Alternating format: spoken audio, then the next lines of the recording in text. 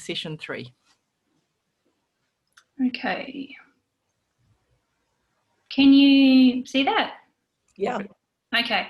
So I'm sorry if this isn't exactly to the format. I may have got it a little bit off, but I found it quite difficult because systemic, I was like, well, what does that include? A lot of things. So anyway, I'll go through it. So systemic disease, amyloidosis and sarcoidosis.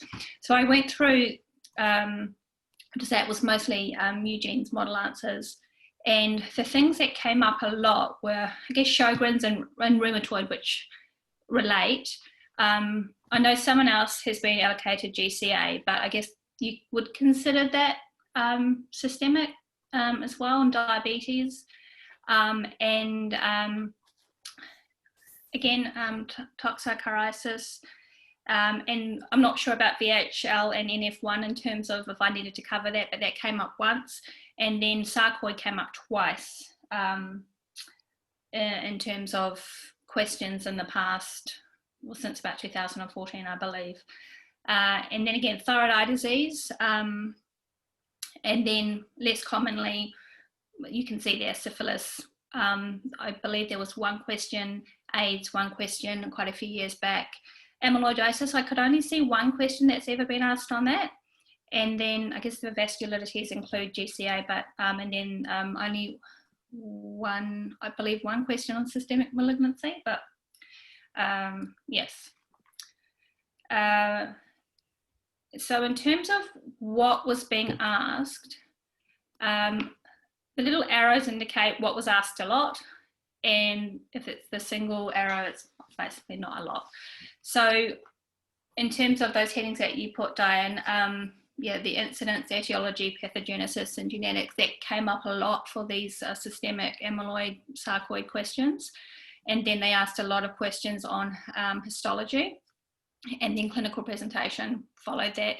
And then there were only a few questions pertaining to laboratory procedures.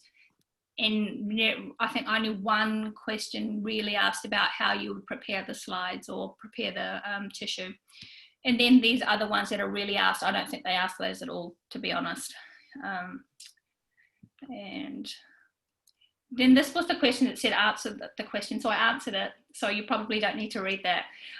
But that was what I answered. And then I went and looked at the model answer for this particular question. So it was about Sjogren's syndrome.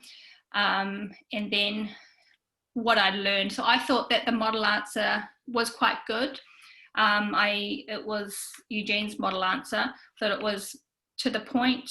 He'd used bullet points, had answered the question directly, and there was just additional things as listed here that I didn't know, probably because I haven't read enough around it, but know now, so which is good. And then in terms of top tips, I guess it would just be read the question, read it again, and then make sure you focus your answer, because I guess something is systemic. And this is about ocular pathology, there can be a risk of kind of going on about the rest of the things in the bodies and then not focusing on the ocular pathology. So yeah, being a bit too broad or unfocused. I thought a lot of the questions were fairly kind of straightforward, and yeah, so that's pretty much my slides. So yeah, the end. Okay, so so like orbital conditions, systemic disease is a lot about the pathogenesis. Yes. And pathogenesis is quite hard to explain concisely, so it's worth practicing that, I think. So so, you know, if you think, oh, pathogenesis of Sjogren's disease, you kind of have this vague idea that it's like, oh, is it autoimmune or something?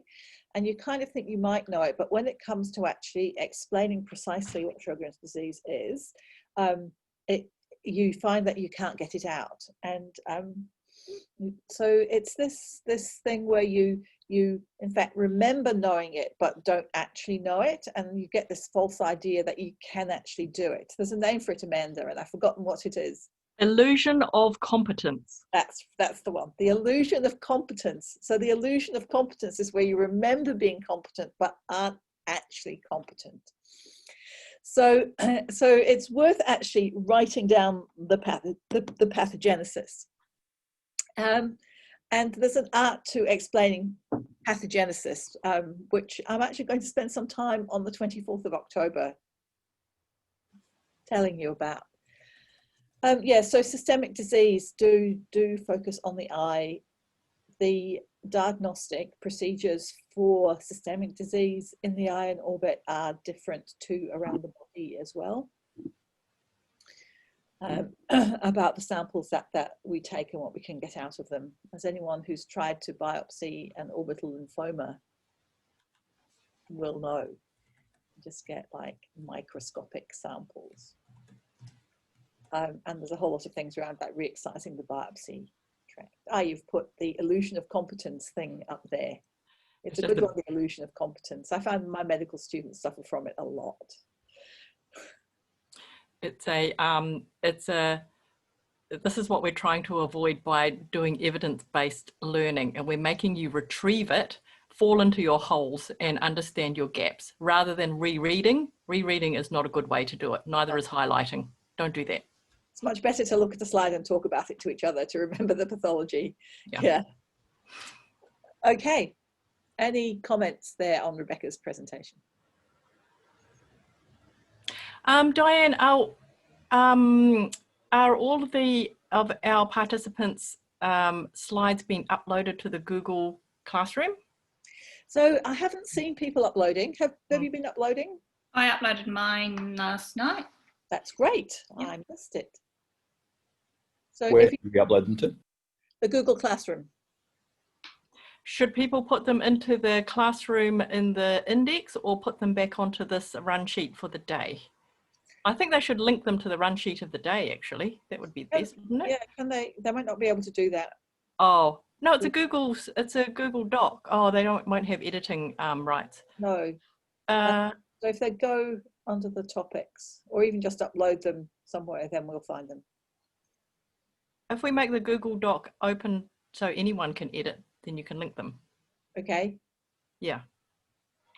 Okay, We can do that. I can do that. Yeah. Then you can find them in one place. Yeah. And that's where I'm going to put the Zoom recordings as well in the run sheet for today. Okay, so I have got down the talking about pleomorphic adenoma versus adenocystic carcinoma, because I do know from previous registrar things that they kind of get these confused a lot. Would you like me to point out some features that help tell the difference between them? Okay. Yes, please. So it is a very, very short presentation. That is mainly pictures that I talk about. Here we go. I will share my screen. And let's open the Google Slides.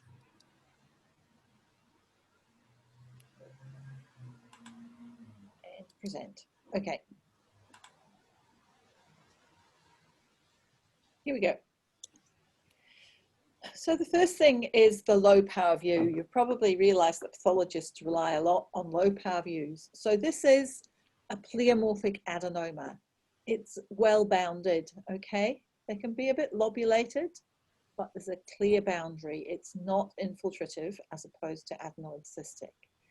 The second thing is that this is a tumor of both glands and stroma. So usually in a pleomorphic adenoma, you will have bits that are quite glandy, and bits that are quite stromary. So this is where the name pleomorphic comes from, because there is glandy bits and stromary bits. And this quite extreme patchiness is also different to an adenoid cystic, which tends to be a more uniform clonal proliferation. So in pleomorphic adenoma, you quite often get this intimate admixture of these stellate-y looking cells in this mixoid stroma, okay? There's glandy bits, the stromary bits, and then these bits where they meet together. And this reticulated pattern is quite particular to pleomorphic adenoma. Let's have again a look at the stroma here. So the stroma here is quite myxoid and mucinous, and these are the little tumor cells that form this stellate area, intimately admixed with stroma. Some of the stroma can be cartilaginous. Okay, here's some glandy bits, but in adenoid cystic, you never ever see cartilage. Here's a close-up view of the cells that are in pleomorphic adenoma. So they form little lumens, right? And then there's the myxoid stuff underneath. Now, why is there two types of things happening? That's because there's often two types of cells here, the luminal cells that form this round little lumen, and the myoepithelial cells that form this stroma out here. And the cells are bland and uniform and all look the same. They have nice distinct cell margins, they don't overlap, and they're separated from one another. So, quite strikingly different is this pleomorphic adenoma. Okay, it does have bits of stroma. Adenoid cystic. So, sorry, is this adenoid cystic? Sorry. Adenoid cystic carcinoma. Right, it does have stroma and glands, but it doesn't have that, I'm going to be glandy over here and stromery over here pattern. It is a uniform proliferation, okay? And it has a particular pattern that will tell you it is an adenoid cystic carcinoma. And that's what we call this cribriform or Swiss cheese pattern, okay? But we have groups of cells that have these punched out spaces in them, and this is the most typical pattern. So again, we have cells in stroma, and again, we have some spaces. But in here, it's quite subtle, but these cells are kind of not well organized. They're overlapping a bit, aren't they? And they're all higgledy-piggledy around these spaces. You'll notice too that a lot of the stroma is this acellular, bright pink, hyalinized basement membrane type stroma. So this is the characteristic stroma of the adenoid cystic carcinoma. They do have some little areas of blue mucin, but it's this hyalinized stroma that's typical. Let's go back one, and we can see that this is acellular hyalinized stroma. Okay, again, so we've got this typical lacy bit. The groups are fairly uniformly spread out. But what I'm looking really carefully for in here are these little nerves.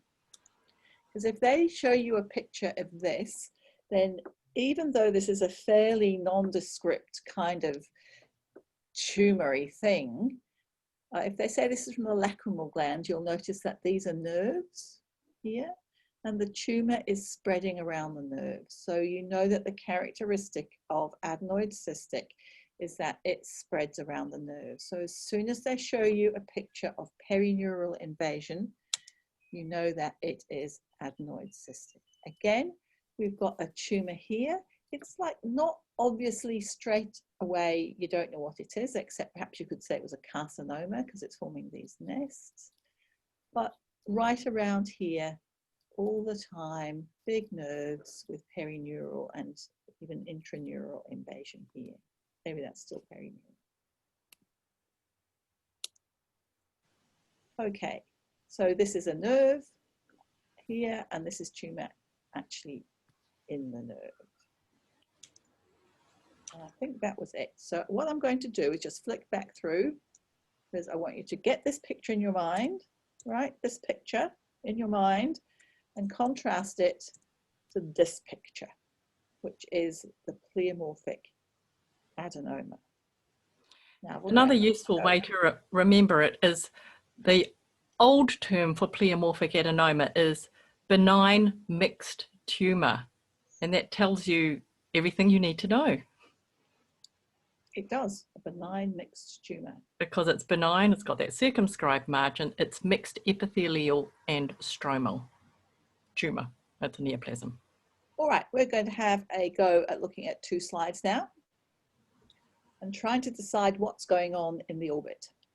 So I will put you all in your breakout pairs again, and you can work out what's happening. These are very cool slides, Diane. I couldn't find those and went in my slide box. So they're both lacrimal too. So well done. I've put them in the slide box now. Good, that's good. All right, and breakout. Here we go for breakout rooms.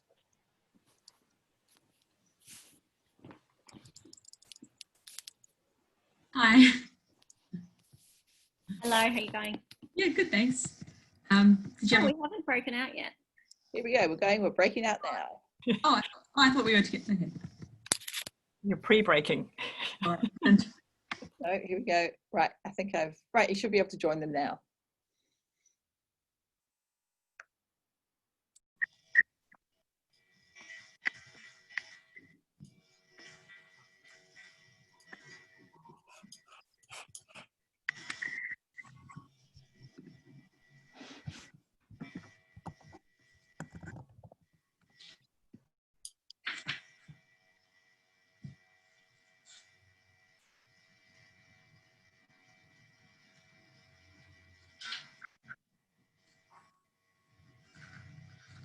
Okay, I've started recording again there. Just letting everyone know because you don't have to remind me to start recording again. All right, how's Okay. Oh, Great case, Diane. it was a good case, wasn't it? Yeah. It was fantastic. And it was in the right place too. I could not find that one from the lead And there was some really nice normal tissue there to help us get our orientation. There was. So I enjoyed that slide. It was good fun. All right, so do you want to do the slide look at this time, and I'll monitor the chat for questions, Yes. or people could just ask questions. Yes, no problem. Because I find it very hard to switch between looking at the screen and then looking at the chat, whereas I can hear the chat if somebody talks to me, but I can't read and look at the same time. So that's my brain. I'm just about to share screen, share screen, share screen, share. Okay, here we go. Could you kindly show the nerves, like where it is perineural, because I wasn't sure what. Yes, we didn't quite get there, did we? But I'm not sure. Let's start from the beginning. Yeah, and so right, I'm meant to be monitoring the chat here. Okay. So no one's asked a question. I'll ask a question. Amanda, what are the normal tissues that are present? Well, looking at this at low power, first of all, I like to get myself orientated so that I don't get lost in the slide. So I've just rotated it 90 degrees anti-clockwise by using the rotation button over here. Now I have skin at the top, because this is how my brain works. How do I know it's skin? Because it's got an epidermis, it's got adnexae, hair follicles, sebaceous glands. This is dermis. These are, looks like apocrine or ecrine glands, followed by subcutis, and then there's skeletal muscle. It's probably orbicularis oculi, and then there's more fat as we go deeper, and we may be heading into the orbit possibly. And then there looks like there's abnormal tissue, and then I'm looking down here, see there's 3 pinky sort of areas. And I'm diving right in here because I can see it's got this very uniform organized pattern, and this is lacrimal gland. So I'm in lacrimal gland, so this bit's lacrimal gland, this bit's lacrimal gland, and this bit is lacrimal gland. It's got typical lacrimal gland structures because it's got acini, which are making the secretory material. It's an ecrine gland, it's a exocrine gland, remember, and then it's got ducts. So acini and ducts, the ducts have 2 cell layers. So I know this is normal lacrimal gland. But this normal lacrimal gland has been infiltrated or partially destroyed by this larger tumor. Therefore, it's showing to me malignant characteristics. If this was a pleomorphic adenoma, it would be pushing aside or expanding within the lacrimal gland, but here it's destroying the lacrimal gland. So I think this is straight away a malignant neoplasm. So the next thing is, what sort of malignant neoplasm is it? And I can see at this low power, I can see the Swiss cheese or cribriform pattern with the lumens containing blue mucinous type material.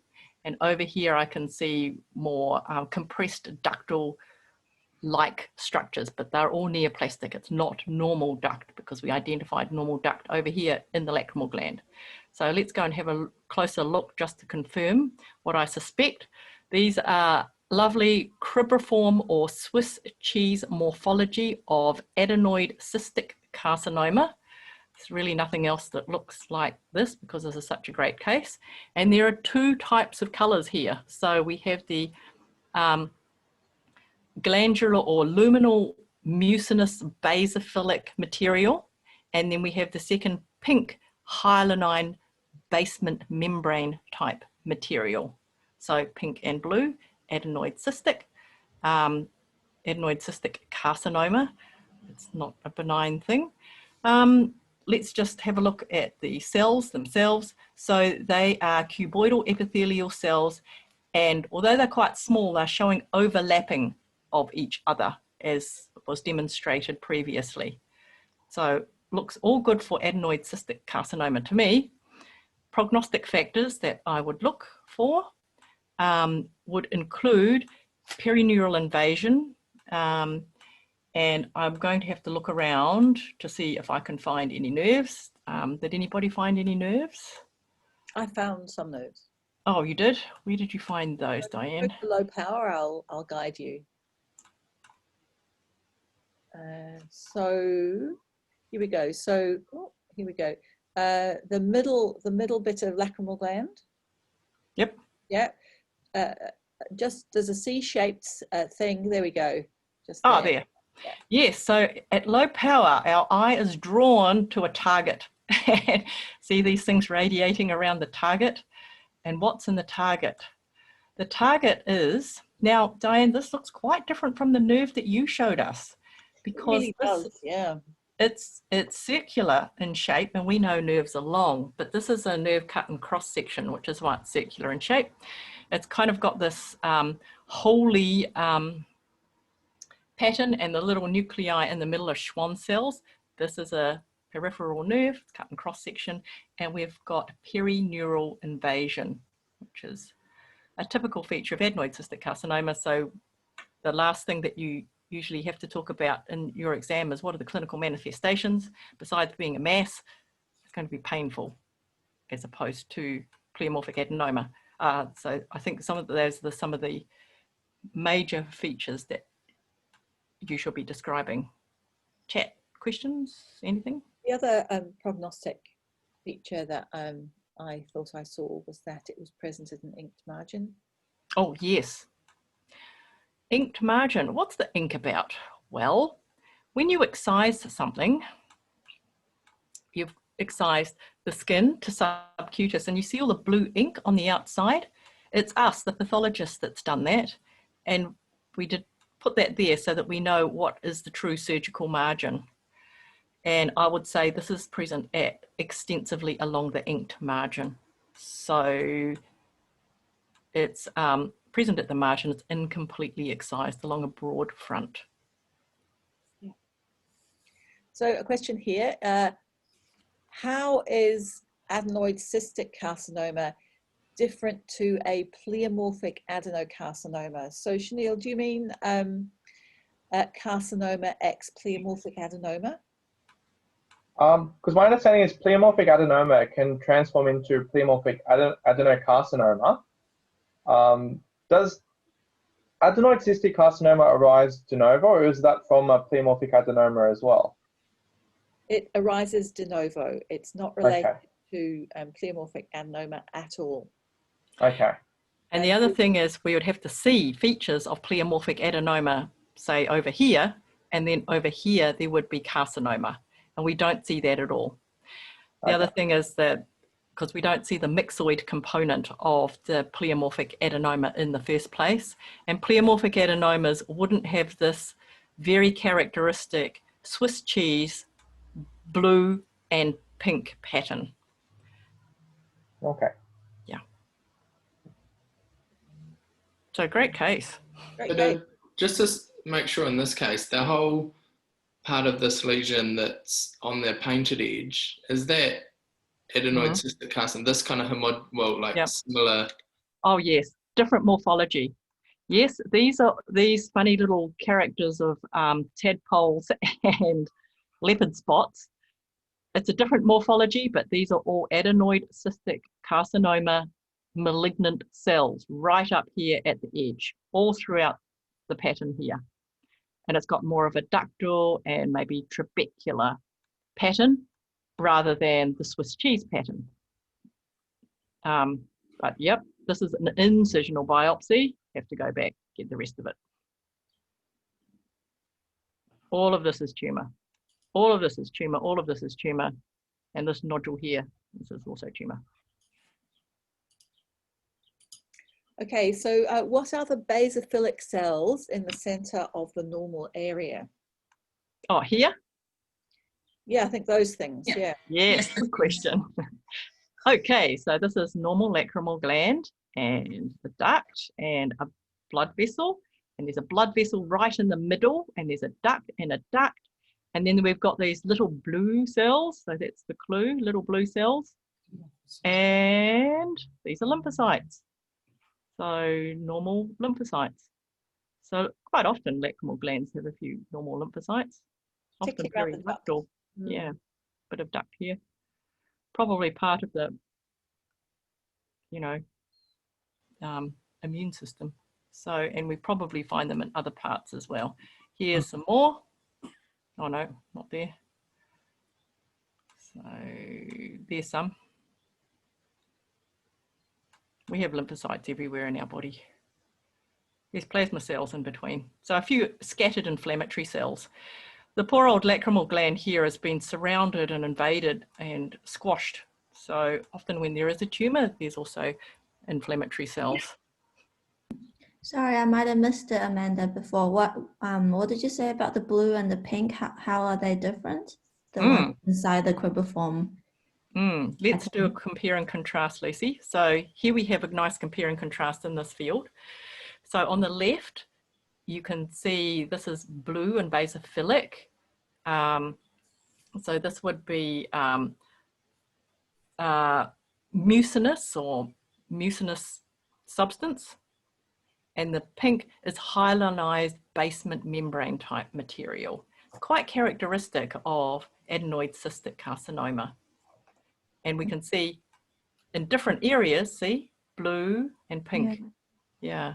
So the hyalinized pink material can be inside those glandular structures and in the stroma. Yes. Right? So here we have good example, inside and sort of outside as well. Okay. So, if we just stay on that field, Amanda. What have you got? Question asked, in the nerve, is there intraneural spread? Well, this is the highest magnification. I would draw my line around the edge of the nerve going like this. So this would be the epineural neurium, I think, around here. So it looks like it's still perineural. I agree. Peri. If it was right in the middle here with nerve fibers all around the outside of it, then I could be certain it was intraneural. So Diane, does it make a difference? Not really. Still painful, and it's still a way out. It's how the tumor is getting its way out. Okay, if we look at the next slide. Yeah. Okay, I will pause the recording. Okay, so I remember. Here we are. Back session. That was another nice case. That was another great case. Did you want to talk about that, or would you like me to talk about it? I don't mind. Oh, off you go. Okay, I will. Here we go. Do it. Hey, who found any normal tissue besides fat? Anybody? I'm just going to screen share. Juliana and I thought there might have been some on the right-hand side of the screen, just near the margin, possibly some ductal looking. Oh, okay. Let's go. And Mark was saying it would be tricky to identify this tissue without a good clinical stem because there was no normal tissue, and that is true, you would have to be given a stem of an orbital mass. Yeah. So this is the stuff on the right-hand side that you were thinking of? Bit More higher at the up. top, but at the very top of the tumor. Up here? Yeah, up, yeah, down a little bit. But yeah, there, around there, I think. Around there, just beyond the cup, just inside the capsule. Did we think it was inside the capsule? On the other side of the capsule, yeah. On the outside. Ah, On the outside. oh, look at this. Oh, well done. Oh, good. well done. Like just a very tiny bit, isn't it? Yeah. Normal glands. Look, there's acini with the base of sort of more like emphyphilic cytoplasm and little ductal structures. So, yeah, normal lacrimal gland. Woohoo! Okay, so I'm describing this as a circumscribed solid mass. And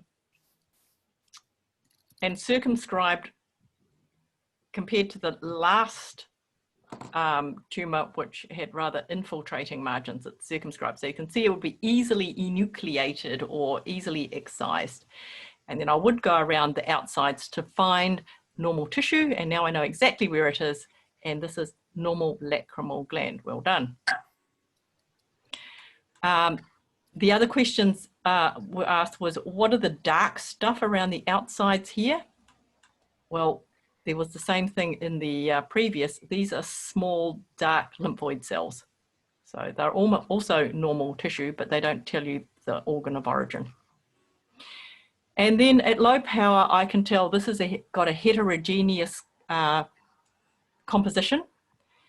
And I can see that it has both a epithelial component composed of basaloid, or rather bluish colored cells, and it has a stromal component composed of this bluish colored mixoid stroma, the keywords I would use here.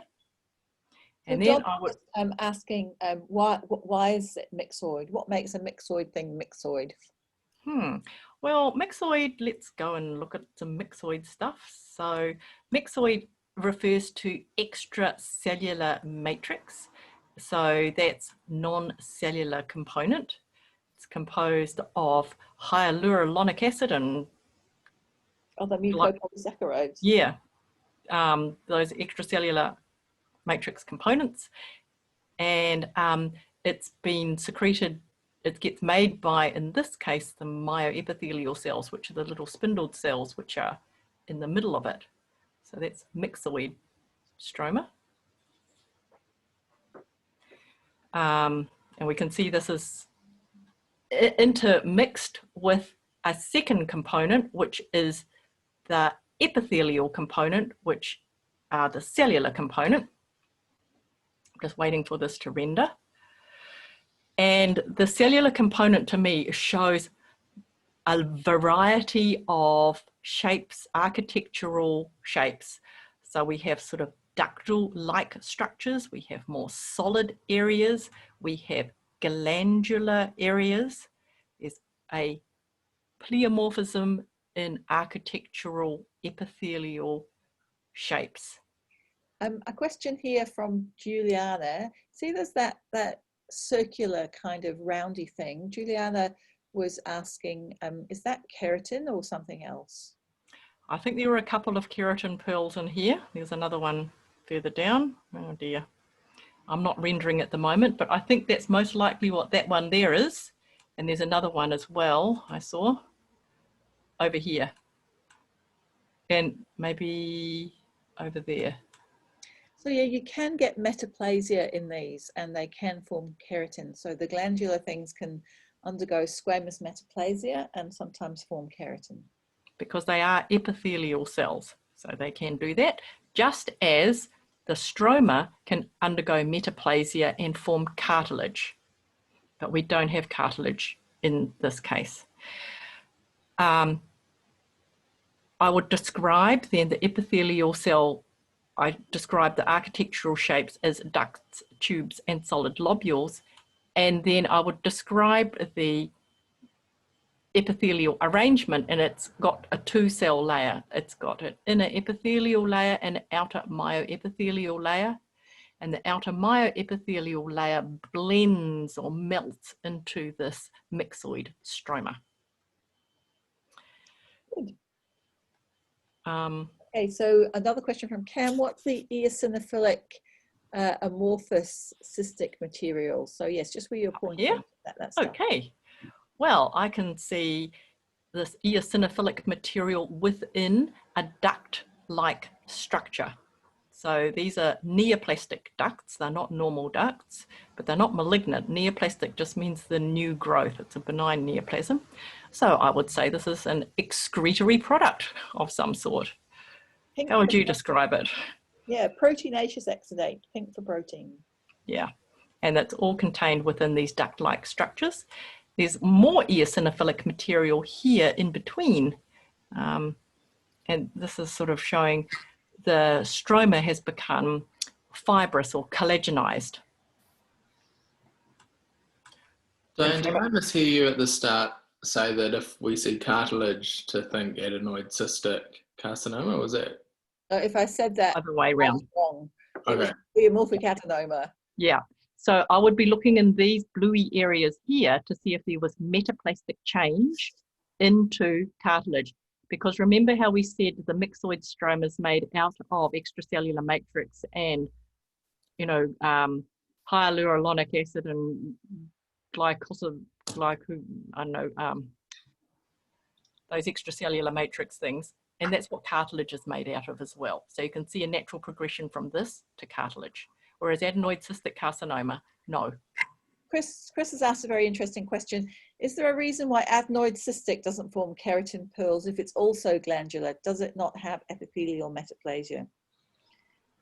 Have you ever seen Metaplasia mainly happens in benign things, doesn't it? Yes, I've not seen it in adenoid cystic ever anywhere.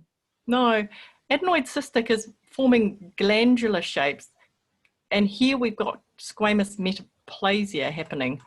So I would perhaps think about in adenoid cystic, they're very much like basal bottom cells. You know, they're basal cells, whereas in all the structures that form keratinized epithelium, they've got definite luminal differentiation, haven't they? Here we go. This is a nice one, and we can see here, there. So when this renders, this is a duct undergoing squamous metaplasia. So the peripheral external parts next to the basement membrane are basal cells, and then we have intermediate squamous cells, and it's doing maturation up to the luminal surface with some keratin pearl in the middle when it renders. And the same thing's happening here. So we've got maturation, and adenoid cystics don't do that. No. No. They just stay in their basal things, don't they? Yeah, it's all very basal, but this is showing some maturation, and this is good because this is a benign neoplasm. I don't know why it's not rendering, but there we go. Can you see the difference between basal layer, intermediate layer, and superficial layer? It's looks like a little bit of skin almost as it's maturing towards the surface, and the same thing's happening there. So a lovely case of pleomorphic adenoma, and the big clue is see how circumscribed it is. So we're up for a 5-minute break next before we carry on looking at some more lacrimal gland. Cool. I will stop share. So I will pause recording. Yes.